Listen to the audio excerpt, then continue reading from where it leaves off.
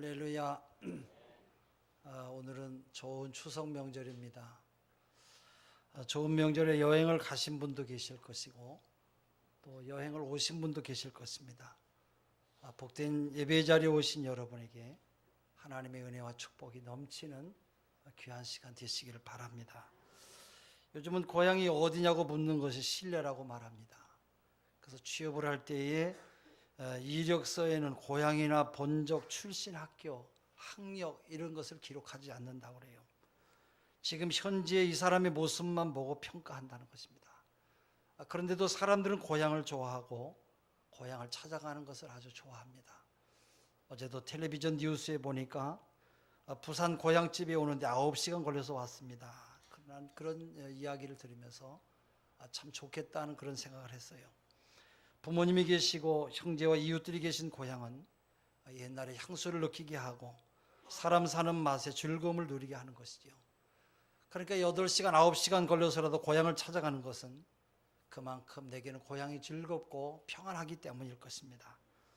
해마다 명절이 되면 고향을 찾는 사람들 때문에 나라 전체가 들썩이고 고속도로가 꽉 막힙니다마는 그렇게 해서라도 고향을 찾아가는 것은 고향이 좋고 행복하기 때문일 것이에요.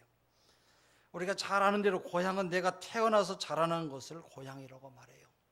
또 태어나서 자라는 것이 아닐지라도 조상들이 오랫동안 누리며 살던 것을 고향이라고 그렇게 말합니다.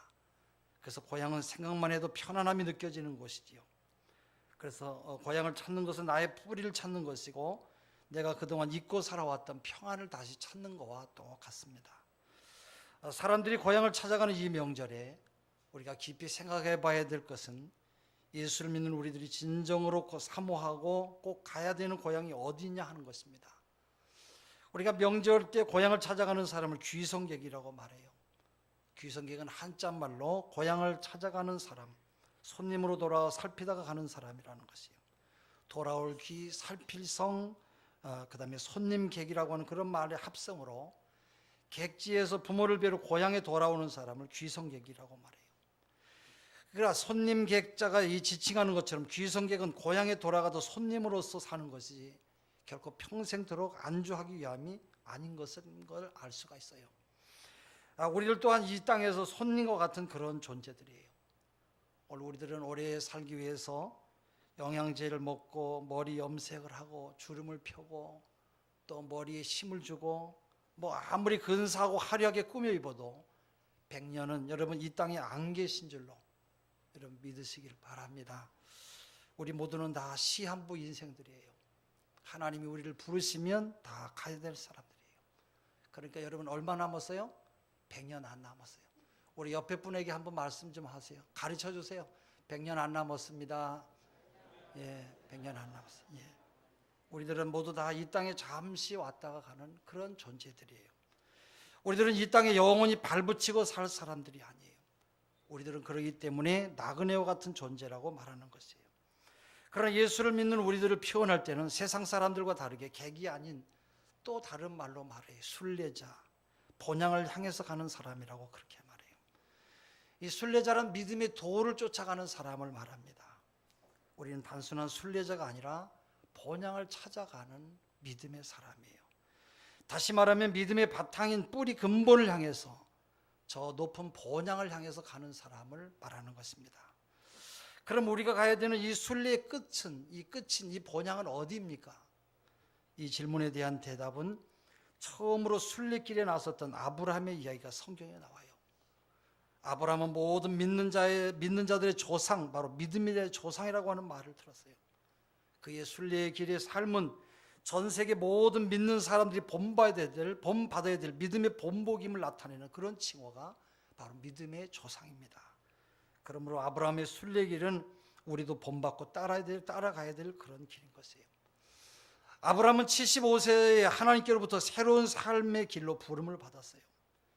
그 부름은 지금까지 살아왔던 모든 삶의 길을 뒤로 하고 새로운 장소, 새로운 삶의 터전을 향해서 바로 출발하라는 것입니다.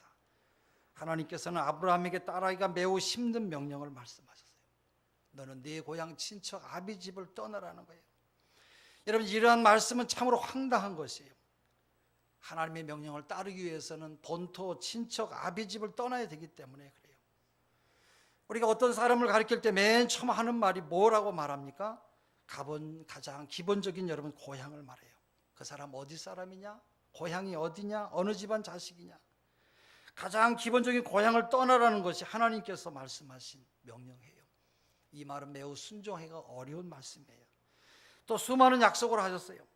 네가 내 명령대로 하면 너로 큰 민족을 이루고 복을 주어 내 이름을 창대케 하고 복의 근원이 되게 하며 땅의 모든 족속이 너를 통해서 복을 받을 것이라는 거예요. 이러한 약속 가운데는 아브라함이 꼭 있어야 될 것이 하나가 있어요.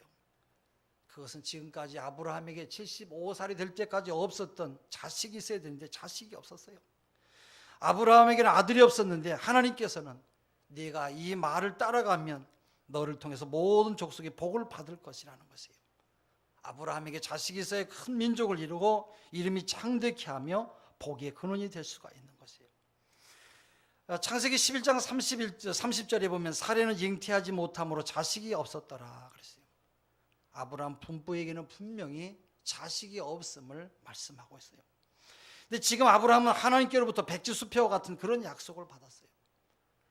아브라함이 하나님의 약속을 믿고 자신의 모든 근본을 끊고 출발하느냐 안 하느냐 하는 것은 하나님의 말씀을 그대로 믿고 따르냐 안 따르냐에 달려있는 것이에요. 네 고향과 친척 아비집을 떠나라고 하는 말씀은 참으로 순종하기가 어려운 말씀이에요. 사실 하나님의 명령은 인간적으로 말도 안 되는 명령이고 상식적으로도 이해가 잘 안 되는 그런 약속이에요. 아브라함이 지금까지 75살의 삶을 살아오면서 관계를 맺어왔던 사람들이 고향에 많이 있어요. 수많은 경험이 있고 바로 자기의 삶의 터전이 있고 거기에서 안정된 이 모든 삶의 터전을 다 포기하는 것이 여러분 쉬운 일이 아니에요. 사람이 충분히 갈등하고 고민하고 괴로워할 수 있는 그런 일이에요. 우리가 예수 믿으라고 하는 말도 어떻게 보면은 여러분 그런 것 같아요. 제가 그전에 우리 고모님이 예수를 안 믿으셔서 제가 전도를 했어요. 고모님 예수 믿으셔야 됩니다. 천국 가셔야 됩니다. 꼭 예수 믿으세요.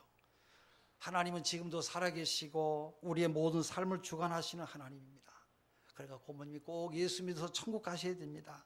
내가 보세요. 나도 이렇게 예수 믿고 하나님 은혜 경험하고 열심히 예수 믿고 목사가 되지 않았습니까? 그때 저희 고모님 연세가 한 80 정도 가까이 되신 어른인데 내가 한 이야기에 아주 재밌는 말을 했어요. 한마디로 딱 사람을 기절시키고 말았어요. 뭐라고 말씀하냐? 다 사람 팔자는 운명이 다르기 때문에 그렇다는 거예요. 네 팔자가 목사 될 팔자이기 때문에 믿은 것이고 난 안 믿을 팔자이기 때문에 못 믿는다라는 거예요. 여러분 나이 연세가 드신 분들이 그래서 예수 믿기가 참 어려운 것 같아요. 근데 아브라함의 반응은 지극히 단순했어요. 이 4절에 보면 한마디로 단 한마디로 뭐라고 말씀했느냐? 아브라함이 여호와의 말씀을 따라갔고 그렇게 말했어요. 이것이 바로 아브라함의 믿음이에요. 여호와의 말씀을 있는 그대로 믿고 그대로 들은 말씀대로 이루어질 것을 믿고 출발하는 바로 그런 믿음이었어요. 모든 믿음의 길은 사실 여러분 이렇게 출발하는 것이에요. 그렇기 때문에 믿음의 길이 쉽지 않다고 말하는 것이에요. 하나님께서는 아브라함에게 지금까지 살아왔던 내 모든 이 땅의 뿌리를 다 자르라고 말씀하세요. 삶의 뿌리, 인생의 뿌리를 자르면 하나님께서 뿌리가 되어주신다고 말씀하세요. 바로 하나님을 믿는 그 믿음으로 자신의 뿌리를 자른 사람은 하나님께서 뿌리가 되어주세요. 하나님께서 자신의 뿌리를 내린 사람은 시냇가에 심은 나무와 같이 그 잎사귀가 마르지 아니하며 바로 그 시절을 쫓아 그의 삶이 과실을 맺게 하실 것이라고 시편 1편 3절에 말씀하고 있어요. 그러나 아브라함은 자기 자신의 뿌리를 자름으로 지금까지 자기가 연결되었던 모든 삶의 근원을 다 잘라버리고 하나님의 명령을 따라서 그대로 간 것이에요. 근데 아브라함이 하나님께서 약속하신 땅에 들어갔을 때 그 땅은 비어있는 땅이 아니라 그 땅은 매우 비옥한 땅으로 마음대로 살 수 있는 그런 땅이 아니었어요. 창세기 12장 6절에 보면 아브라함이 그 땅을 통과하여 세겜 땅 모래 상수리 나무에 이르니 그때 가나안 사람이 그 땅에 거하였더라 말하고 있어요. 우여곡절 끝에 하나님의 말씀을 따라서 하나님께서 지시하신 땅으로 갔더니 그 땅은 이미 다른 사람들이 다 살고 있었어요. 여러분 생각해 보세요. 다른 사람들이 잘 살고 있는데 아브라함이 자기 가족과 가축을 데리고 가서 터를 잡으려고 하면 그 동네 사람들이 여러분 가만히 있겠어요? 그것은 싸움 날 일이고 어떻게 보면 전쟁 날 만한 큰 일이에요. 아브라함의 가족들만 있는 것이 아니에요. 창세기에 보면 아브라함의 조카 롯과 아브라함을 따르는 사람과 그가 모은 재산과 당시의 재산은 대부분 가축들이었는데 가축을 기르는 하인들도 있었을 것이에요. 이렇게 많은 사람들을 데리고 하나님께서 명령하신 땅으로 가는데 이미 거기에는 다른 사람들이 함께 살고 있었던 것이에요. 그러니 여러분, 아브라함의 삶이 얼마나 힘들었겠어요. 하나님께서 지시하신 그 땅에 들어가서 아브라함이 한 일이 한 가지가 있어요. 그것은 바로 하나님 앞에 제단을 쌓는, 예배를 드리는 그런 예배일 장소를 만들었어요. 여호와를 위한 제단을 만들었다, 그런 이야기예요. 아브라함은 약속의 땅에 3개의 단을 쌓았어요. 그 지도를 좀 잠깐 보여주세요. 지도에 보면은 하나님께서 이 갈대아 우르라고 하는 이 지역, 여기가 지금 이라크의 쿠웨이트 바그다드가 있는 곳입니다. 이 우르는 이 유프라데스 강과 이 티그리스 강을 이 사이에 끼고 바벨론과 이 하란 땅을 향해서 아브라함은 하나님의 말씀을 듣고 무작정 출발했어요. 자기의 가족과 이런 많은 일꾼들을 다 데리고 이 먼 이 하란 땅을 거쳐서 이 서쪽으로 해서 세겜과 헤브론 땅까지, 이렇게 가나안 땅에 와서 헤브론 땅까지 와서 머물렀어요. 여러분, 바로 이 세겜 땅에 와서도 제단을 쌓았고, 또 베델과 아이 사이에 12장 8절에 보면 마지막으로 헤브론에서 제단을 쌓았다. 창세기 13장 18절에도 그렇게 말을 하고 있어요. 이 거리는 아주 매우 긴 거리에 230-40km 정도 되는 아주 상당히 긴 그런 거리입니다. 이 제단의, 이 세 제단의 위치를 보면 아브라함의 의도를 정확하게 알 수가 있어요. 또 아브라함의 믿음 또한 분명히 우리가 그의 믿음을 생각할 수가 있어요. 이 세겜은 북쪽이 아주 중요한 지역이에요. 그 다음에 베델과 아이 사이는 남쪽, 북쪽과 경계적이고, 헤브론은 남쪽이 아주 대표적인 그런 지역이에요. 아브라함은 약속의 땅 북쪽 중심, 그리고 남쪽에 각각 한 개씩의 제단을 쌓았고, 바로 여호와의 이름을 부르기 시작했어요. 그리고 이 땅은 여호와의 땅이라고 선포를 했어요. 비록 너무나 오랫동안 살아온 그런 땅이지만은 이 땅은 여호와 하나님의 땅이라고 선언하면서 그곳에서 하나님께 예배를 드렸어요.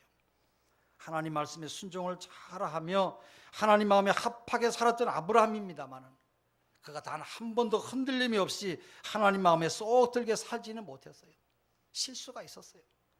약속의 땅에 가뭄이 들었을 때 그는 하나님의 약속을 잊어버리고 이집트 땅으로 내려가는 실수를 범했고, 또 자기 아내 사레가 너무 예뻐서 이집트 왕인 바로가 자기 아내를 탐내서 죽일까 봐 자기 아내 사레를 누이라고 속이고 이집트의 왕에게 넘겨주는 그런 어리석음을 범했어요.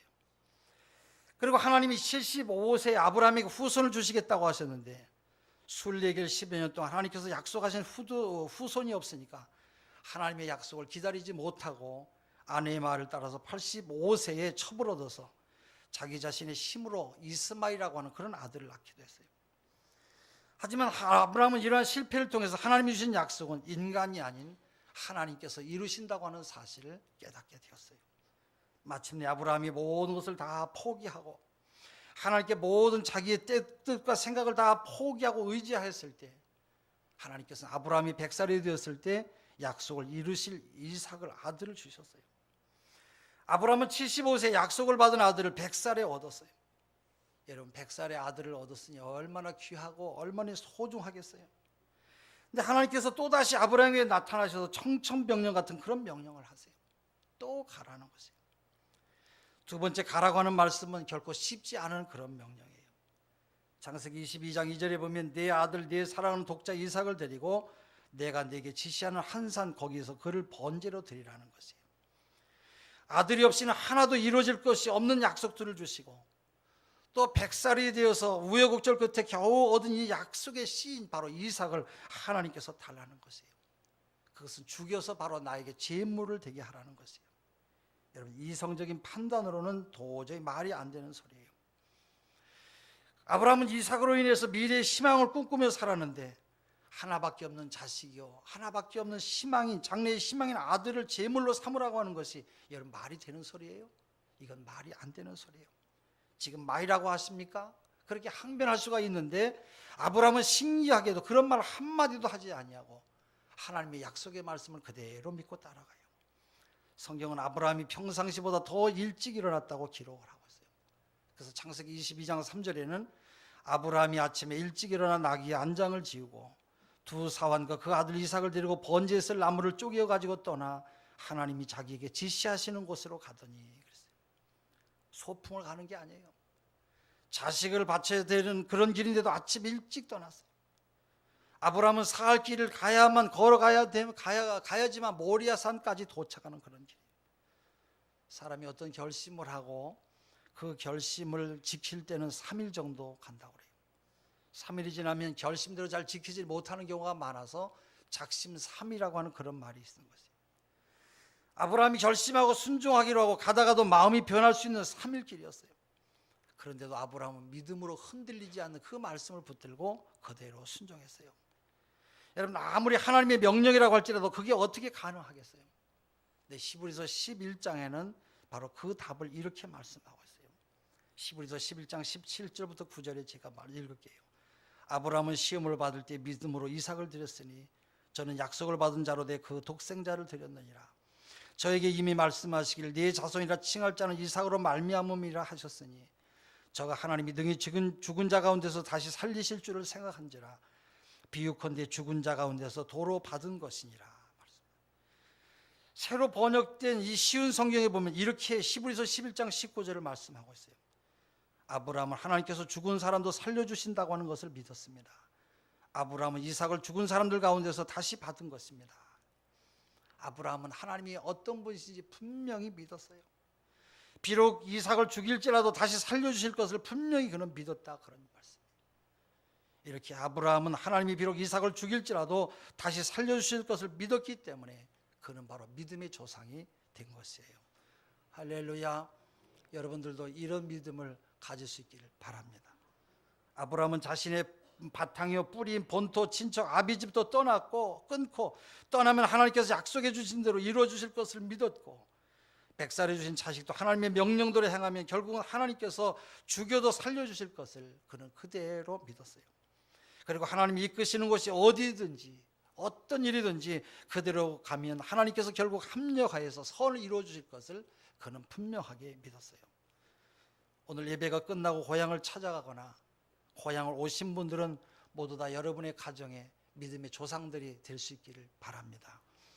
바로 아브라함이 그의 가정에 믿음의 조상이 되었던 것처럼, 이스라엘 민족의 믿음의 조상이 되었던 것처럼, 전 세계 모든 믿는 사람들의 믿음의 조상이 되었던 것처럼 여러분들은 모두 여러분의 가정에서 믿음의 조상들이 되시기를 바랍니다.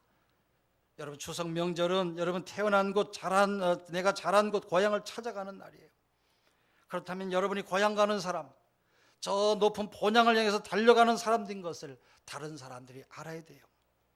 여러분이 시골에 가도 도시에서 온 사람들인 것을 시골 사람들이 알고 있어요. 다른 나라에 가도 여러분이 관광하러 온 사람인지 거기에 사는 사람인지 그 동네 사람들이 다 알아요. 여러분, 우리는 이 땅에 영원히 살 사람이 아니에요. 우리는 순례자 본향을 향해서 가는 사람이에요. 그렇다면 우리가 어디에든지 누구를 만나든지 여러분의 삶이 고향 가는 삶, 바로 본향을 향해서 가는 그런 삶인 것을 드러내야 될 것이에요. 이제 우리는 하나님의 품인 본향을 향해서 가고 있는지, 내가 바르게 정확하게 제대로 가고 있는지 확인해야 돼요. 내 개인적인 삶이 본향을 향해서 가는 삶인지 나를 돌아봐야 될 것이에요. 우리의 가정생활이 천국 가는 사람들이 사는 것과 같은 그런 가정인지, 직장에 다니고 사업을 하면서도 그 발걸음이 본향인 천국 가는 자의 삶으로 빛된 자의 삶을 살고 있는지 나를 살펴봐야 될 것이에요. 또 신앙생활하면서 여러분 교회에서 예배드리는 삶이 여러분 어떤 삶입니까? 우리가 입으로 하는 말이나 손으로 하는 이 모든 일이 모두 다 순례자의 하는 일인 것을 살펴봐야 될 것이에요. 친구를 만나고 고향 사람을 만나도 본향을 가는 사람의 모습이 다른 사람들에게 여러분 인정을 받아야 돼요. 다른 사람들도 알 수 있어야 돼요. 세상에는 우리의 본향길을 향해서 가는 우리의 길을 방해하는 일이 많이 있어요. 또 사람도 많아요. 사단은 우리의 본향길을 향해서 여러분 계속해서 방해하고 있어요. 우리의 순례길을 평탄하게 내버려두질 않아요. 우리의 믿음의 길을 흔들면서 여러분의 가정이 화목한 것을 원치 않아요. 부부간에 화목하는 것, 형제간에 우애 있는 것을 가만히 내두질 않아요. 부부간에 다툼이 생기고 싸움이 생기면 사단이 흔드는 것이라고 생각하면 틀림이 없어요. 또 사단은 여러분의 일터를 흔들어요. 여러분의 사업이 잘 되는 것과 일터가 안정된 것과 가만히 두고 이런 것들을 가만히 두고 보지 못해요. 사단은 교회의 평안도 가만히 두질 못해요. 그래서 교회를 잡아 흔들고 쏘곤거리게 하는 것이에요. 집사님, 권사님 끼리끼리 모여 앉아서 쏘곤대는 말은 대부분 다 좋지 않은 이야기예요. 좋은 이야기라면 쏘곤댈 필요가 없어요. 그런 것이 모두가 다 교회의 평안을 깨는 것이에요. 이것이 바로 마귀의 이용거리가 되고 있는 것이에요. 사단은 평안한 것을 보지 못하기 때문에 바로 흔드는 것이에요. 그래서 견고하며 흔들리지 말라. 고린도전서 15장 58절에 말씀하고 있어요. 우리를 흔드는 존재가 있으니까 견고해서 흔들리지 말라는 것이에요. 여러분의 믿음이 굳건히 서서 흔들리지 않기를 바랍니다. 여러분의 가정의 화목이 흔들리지 않기를 바랍니다. 여러분의 일터의 안정이 흔들리지 않기를 바랍니다. 우리 교회의 평안함이 흔들리지 않기를 바랍니다. 진정한 믿음의 본향인 하나님 나라를 향해서, 저 높은 본향을 향해서 아브라함의 믿음을 본받아서 모두가 다 살아갈 수 있기를 바랍니다. 한없이 끝없이 가는 것 같아도 종착역이 있다고 하는 것을 분명히 기억하시고 본향을 향한 우리의 발걸음이 승리의 발걸음들이 되시기를 바랍니다. 기도하겠습니다. 전능하신 아버지,